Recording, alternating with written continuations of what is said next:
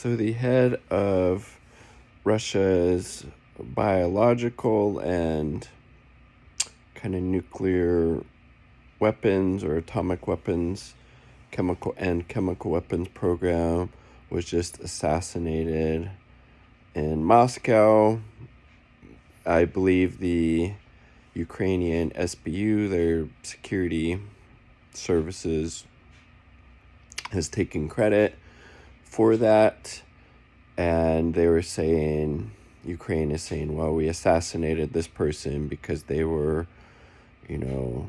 responsible for chemical weapons attacks that have been perpetrated against Ukrainian soldiers during Russia's special military operation in and against Ukraine.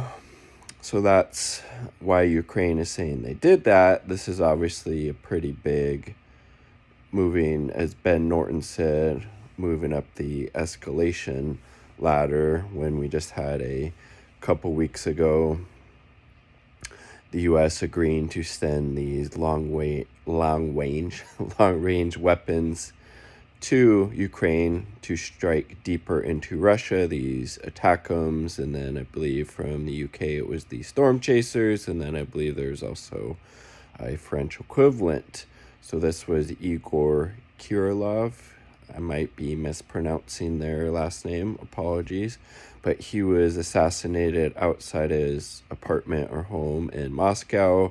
There was some type of bomb that was detonated on a scooter, so definitely a act of terrorism that Ukraine has committed, again, deep inside Russia, right, in Moscow, against, a very high up military leader, this general who was the head of Russia's, biological and chemical weapons and atomic weapons program. So,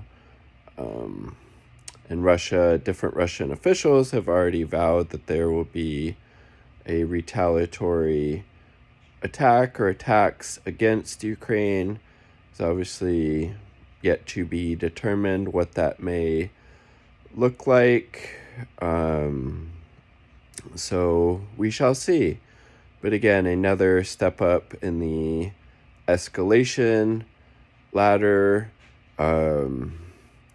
And again, as it was either Ben Norton or Danny Haifong mentioned when they were discussing this same issue, none of these big decisions that Ukraine makes are done without the, knowledge or implicit or explicit support of the United States. They wouldn't have done something like this if the U.S. didn't give at least tacit approval to do it.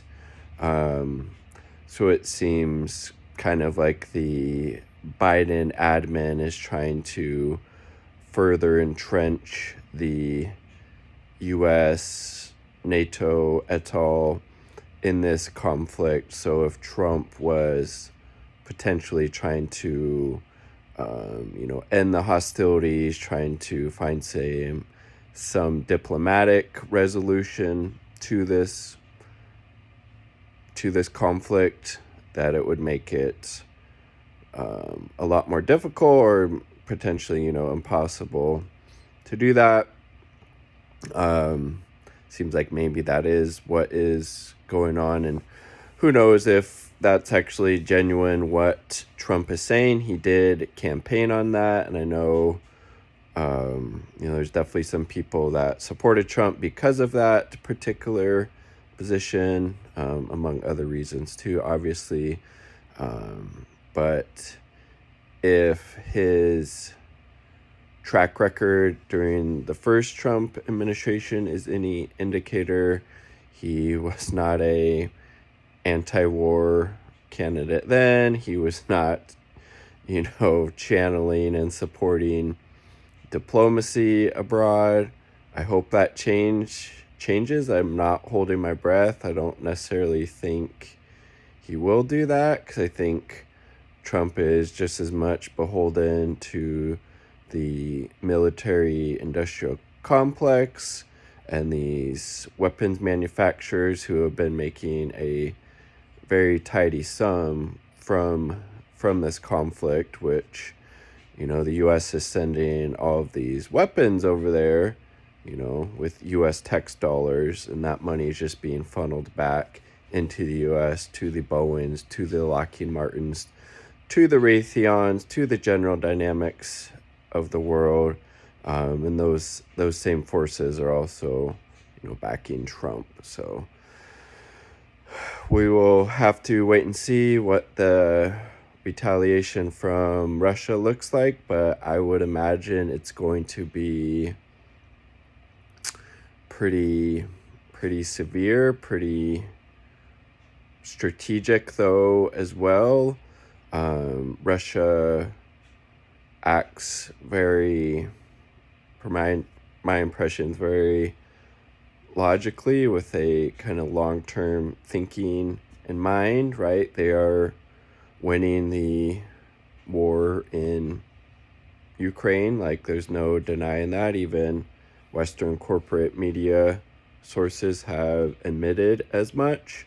So I don't think they're going to do anything rash, and it might take some time for this retaliation to happen. But I think when it does, it will be very swift, it'll be severe, it will be logical, and it will be pretty detrimental. Whatever they choose to do would be my rationale, or my thinking. Let me know what you think down below. Peace, much love, and the wars.